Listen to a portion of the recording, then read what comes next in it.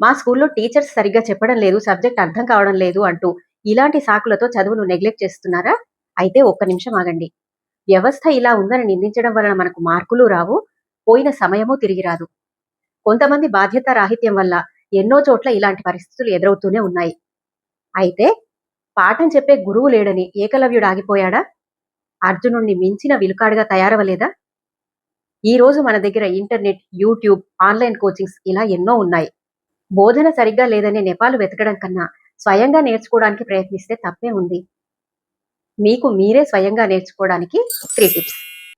Number 1, క్లాస్లో టాపర్స్తో discuss చేయండి.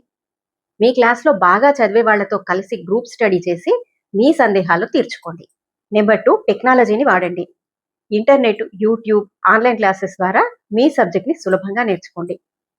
Number 3, principal దృష్టికి తీసుకెళ్ళండి. మీ పేరెంట్స్తో కలిసి మీ సమస్యను ప్రిన్సిపల్ దృష్టికి తీసుకెళ్లి మంచి ఫ్యాకల్టీ ఏర్పాటు చేయమని అడిగే హక్కు మీకుంది. గుర్తుంచుకోండి, పరిస్థితులను నిందించడం కన్నా నేర్చుకునే అవకాశాలపై దృష్టి పెట్టినట్టయితే మీ దగ్గర నుండి విజయాన్ని ఎవరూ లాక్కోలేరు.